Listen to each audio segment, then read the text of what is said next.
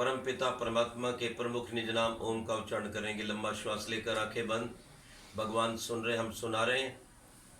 इस भावना के साथ बोलिए, वाणी को पवित्र कीजिए।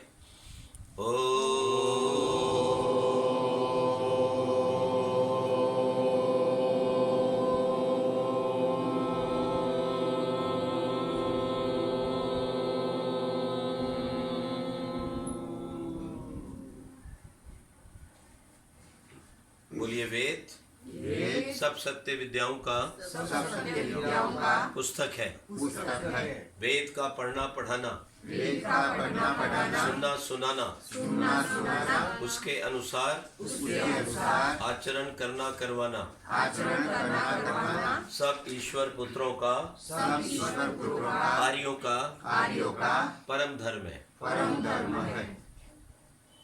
उपस्थित पवित्र आत्माओं, परम पिता परमात्मा की पावन वाणी वेद, जो कि आज से लगभग 2 वर्ष पुरानी है, परम पिता परमात्मा ने जिन आत्माओं के पिछले जन्म में श्रेष्ठ कर्म थे, सबसे अच्छे कर्म थे, उन 4 को छांटकर उनके हृदय में 4 वेदों का प्रकाश किया।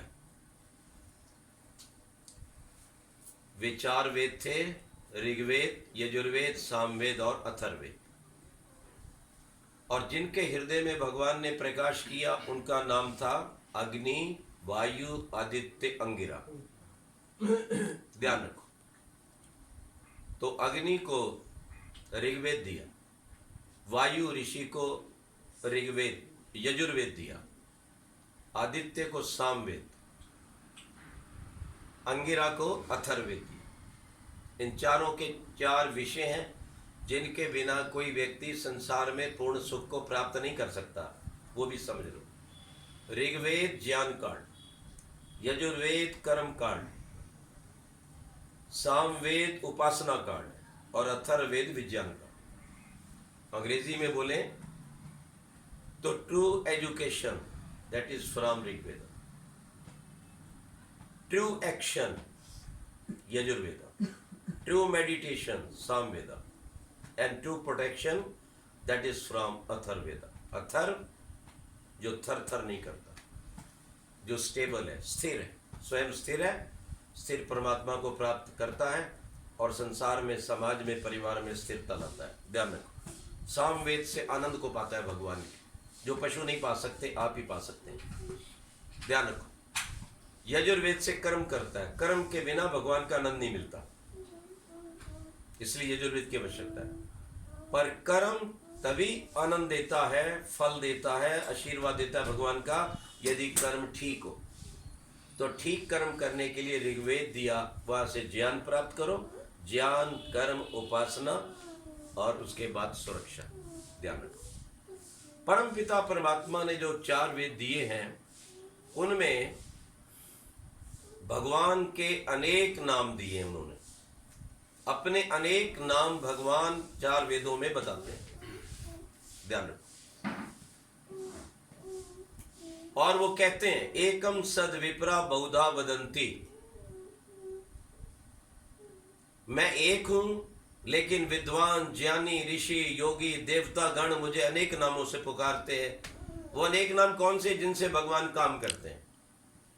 सृष्टि की रचना करे तो ब्रह्मा, दुष्टों को रुलाए तो रुद्र, याद रखो, सबको संभाले तो वरुण, वेद की शिक्षा दे तो गुरु, माता के समान पोषण करे तो उसको माँ भी कहते हैं, मातृमान।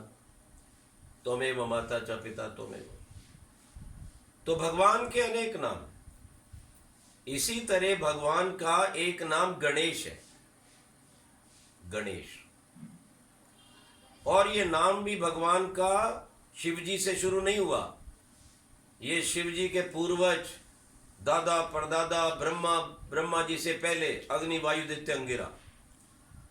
क्योंकि ब्रह्मा जी ने 4 ऋषियों से 4 वेदों का ज्ञान लिया था, पर 4 सिर नहीं थे। वो एक आइकॉन है समझाने के लिए कि 4 सिरों का ज्ञान है। ध्यान रखो। तो गणेश जी भगवान का नाम आज से लगभग 2 वर्ष पुराना है। शिव जी के इतिहास से भी करोड़ों वर्ष पहले, ये मानना चाहिए। और वेद में मंत्र आता है, गणा नाम तम गणपति हवा में। भगवान कहते हैं कि मैं जितना भी संसार है, गण है, राष्ट्र है, उन सबका स्वामी हूं, उन सबका पति। पति पालन करने वाले को बोलते हैं, पति जो पतन से बचाता है उसको बोलते हैं। ध्यान रखो, उसका नाम पति। और मुझे जब भी आप याद रख के कोई भी कार्य करोगे तो आपको सफलता मिलेगी। किसको याद रखकर? ओम को। ओम का एक नाम गणेश है, याद रखो। और इन सब नामों की व्याख्या जानने के लिए मैं ऋषि दयानंद कृत सत्यार्थ प्रकाश का पहला समोल्लास पढ़े। वहां मैं ऋषि दयानंद ने लगभग 100 नाम दिए और एक नाम गणेश भी दिया। ध्यान रखो। तो गणेश भगवान का नाम है जो सारे संसार का पालन करता है, चलाता है, मुखिया है। अब चलिए, आप कहेंगे जो वर्तमान में गणेश की मूर्ति रख लेते हैं, पुजारी पंडे कुछ भी काम हो, बोले गणेश लाओ, फिर उसका पूजन करो, घर लाओ तो गणेश लाओ। वो गणेश की मूर्ति का पूजा से, घर से कोई संबंध नहीं। ध्यान से कान खोल के सुनना। और कभी भी किसी काल में नहीं रहा। आप कहेंगे क्यों? क्योंकि वो जो वर्तमान में गणेश की मूर्ति मिलती है वो भगवान का प्रतीक नहीं है। गणेश नाम तो भगवान का ही है, पर वो जो मूर्ति है वो भगवान की नहीं है, ना उसका प्रतीक है। आप कहेंगे क्यों? अभी मैं बताता हूं। हमारे यहां ज्ञान देने के लिए अनेक प्रक्रियाएं चलती हैं, अनेक प्रकार हैं ज्ञान देने का। आप किसी को बोल के ज्ञान देते हो, आप किसी को लिखकर ज्ञान देते हो, ठीक, आप किसी को सुनाकर भी ज्ञान देते हैं, संगीत के द्वारा भी ज्ञान दिया जाता है, और आप किसी को नक्शा बनाकर ज्ञान देते हो, और किसी की फोटो बनाकर ज्ञान देते हैं। आपको याद होगा, आज से लगभग 50-60 वर्ष पहले एक फोटो आया करती थी, घर घर में लगी होती थी, नरक और स्वर्ग। तो वहां दिखाया होता था, अगर आप पाप करोगे तो ये सींग वाला, दांत वाला, ये आपको खत्म कर देगा, फिर आग में जलाया जाएगा, फिर आपको तेल के कढ़ाई में तला जाएगा। ये लोगों को पाप से बचाने के लिए एक प्रतीक था, एक डरावा था। ध्यान रखो। अब सच्चाई क्या है वो हम गणेश जी की जो वर्तमान में बाजार में मूर्ति मिलती है उसकी सच्चाई बता रहे हैं। एक ऐसे गुरु हैं जो बोलते नहीं, लिखते नहीं, वो हर प्रश्न का उत्तर मूर्ति बनाकर देते हैं। आप कुछ पूछो वो मूर्ति बना देंगे। आप कहेंगे वासना, तामसिकता कैसी होती है, तो काली की मूर्ति बना देंगे। आप कहेंगे विद्या का क्या रूप है, तो सरस्वती बना देंगे। आप पूछेंगे राष्ट्र की शक्ति कैसी होती है, तो आपको दुर्गा बना देंगे। मैं इनकी व्याख्या नहीं करूंगा, उतना समय नहीं है, आज केवल गणेश पर मैं आपको बताऊंगा। तो एक बालक ने ऐसे गुरुजी से पूछा, गुरुजी ये राष्ट्रपति कैसा होता है देश का, वो कैसा होना चाहिए, क्या क्या गुण होने चाहिए? तो गुरुजी तो बोलते नहीं है, लिखते भी नहीं है, वो तो मूर्ति बनाते हैं। उनके बेटे मैं आपको उत्तर दूंगा, थोड़ा रुक जाओ। कुछ काल रुकने के पश्चात गुरुजी ने ये गणेश की मूर्ति बनाकर, जिसका सिर हाथी का है, जिसका धड़ एक बालक का है, वो उसके सामने रख दी, या एक पुरुष का ये कह दो धड़। जब उस मूर्ति को उस बालक ने देखा तो गुरुजी ने कहा, अब आप समझो ये क्यों बनाया ऐसा। क्या इंसान के धड़ पर हाथी का सिर लग सकता है? कोई ऐसा ऑपरेशन है? कोई टेस्ट ट्यूब तो है नहीं ग्लास की कि आप लैब में ले जाओ और स्पिट लैम्प पे गर्म करो और लंबी कर दो और चौड़ी कर दो और जोड़ दो। हाथी की गर्दन इतनी मोटी, बच्चे की भी, और बालक की गर्दन छोटी सी, तो कैसे फिट हो सकता है? भाई ये बात तो समझ में नहीं आती कि ये ऐसी कोई घटना नहीं घटी कि बालक के ऊपर हाथी का सिर जोड़ दिया हो। बोले जी आप कैसे कह रहे हैं घटी नहीं, ये तो पूरी कहानी हम सुनते हैं। आपको नहीं मालूम कहानी क्या है? बोले देखो, जंगल में शिव और पार्वती वास कर रहे थे और शिव जी चले गए भ्रमण को। पार्वती देवी ने स्नान कर रहा था, तो उसने कहा भाई पर्दे का विषय है, तो उसने क्या किया, स्नान करते करते जब ये सोचने लगी कि ये मेरी रक्षा कौन करेगा, वो कहते हैं जो शरीर पर जो लगाया था बटना, उसको एक रूप दे दिया बालक का, एक बालक का रूप देके और बिठा दिया बाहर और उसमें प्राण भी डाल दिए, बोलने लग गया। ये कहानी है। अब वो मिट्टी, वो जो था बटने का पुतला, वो बोलने लग गया। ये तो विचारने का विषय है, अब इस पर विचार करेंगे, अभी चल रहा है। उसने कहा बेटे अंदर मत आने देना किसी को। उसने कहा ठीक है माता जी। इतनी देर में भोले शंकर आ गए, अलख निरंजन। जैसे उसने आवाज लगाई, बालक ने कहा रुको, अंदर नहीं आना। उसने कहा तुम कौन? बोले आप कौन?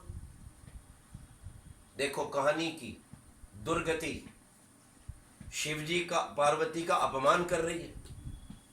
बेटा किसका है? शिवजी का। शिवजी कौन है? योगी है। योगी को तो सिद्धियों में आगे पीछे का पता चल जाता है। अरे शिवजी को नहीं पता चला कि मेरा ही बेटा है, मेरी पत्नी ने बनाया है, और बेटे को भी पता नहीं चला। तुम कौन? बोले आप कौन? वो पार्वती स्नान बाजू में कर रही है, कहीं दूसरी जगह फ्रांस नहीं गई हुई ये कोई स्पेशल स्नान कर रही है, वो भी बाजू में थी। वो बोल देती पतिदेव ये अपनी संतान है, मैंने बिठाया है। वो नहीं बोली, वो चुप रही, तो वो शिवजी आगे आ गए। उन्होंने कहा जाने दो। बोले मैं जाने नहीं दूंगा, मेरी माँ ने कहा है, किसी ने नहीं आना चाहिए। वो सुन रही है सारा झगड़ा, और जब झगड़ा हुआ दोनों का, जिसको ये गणेश बता रहे हैं, तो शिव जी ने उसकी गर्दन काट दी।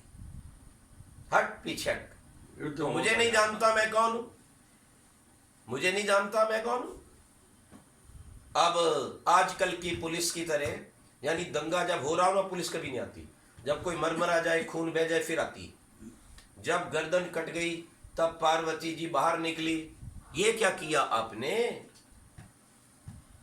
ये तो हमारा बेटा है, आपने गर्दन काट दी, पाप किया आपने, ठीक नहीं किया। आप कुछ नहीं काम करते, आप सोचते नहीं है। झगड़ा शुरू हो गया, और ये झगड़ा लंबा चला। जब लंबा चला तो वहां देवगण थे। देवगण ने सुना भाई इतने अच्छे व्यक्ति आपस में लड़ रहे हैं। उन्होंने कहा शांति शांति शांति, कूल डाउन कूल डाउन, अच्छे पति पत्नी झगड़ते नहीं है। ये और अपमान करवाया, याद रखो। उन्होंने कहा नहीं, शांत। बोले इन्होंने मेरा बेटा मार दिया। उन्होंने कहा भाई तुमने क्यों मारा? बोले नहीं, ये झगड़ा खत्म नहीं हो सकता जब तक मेरा बच्चा जीवित नहीं करेंगे। उन्होंने कहा ठीक है तुम झगड़ा मत करो, मैं तुम्हारे बच्चे को जीवित करता हूं। शिव जी जंगल को चले गए। जंगल में गए तो आगे एक हथनी अपने बच्चे के साथ सो रही थी। शिव जी ने क्या किया, हथनी के बच्चे का सिर काटा और लाकर अपने बच्चे के ऊपर जोड़ दिया, और झगड़ा खत्म हो गया। और गणेश ये बन गया जिसकी तथाकथित लोग वेद को जानते नहीं, सिद्धांत को मानते नहीं। याद रखो, सनातन धर्म से कोसों दूर है, वो इसकी पूजा कर रहे हैं। अब ध्यान से सुनो कहानी का सार। इसने शिवजी पार्वती का मान बढ़ाया या अपमान किया? पहली बात, शिवजी को मूर्ख कहला दिया कि उसको पता नहीं मेरा बेटा है। पार्वती को लापरवाह बताया, अंदर बैठी थी स्नानागार में, बोली क्यों नहीं कि मत मारो, झगड़ा हुआ, मत मारना, हमारा बच्चा है। क्यों नहीं बोली, चुप करके क्यों बैठी रही?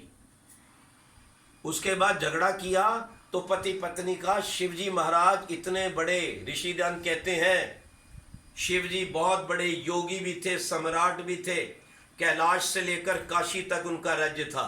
पढ़ो, ऋषि दयानंद गुजरात में जो जन्म लिया, जिन्होंने देश का कल्याण किया, स्वराज्य को लाए, माँ बहन को ऊपर उठाया, पैर की जूती से सर का ताज बनाया, गौओं की रक्षा की, और बिस्मिल, भगत सिंह, आजाद, चंद्रशेखर, श्याम जी, कृष्ण वर्मा, लाला लाजपत राय आदि को पैदा करके देश को आजाद करवाया।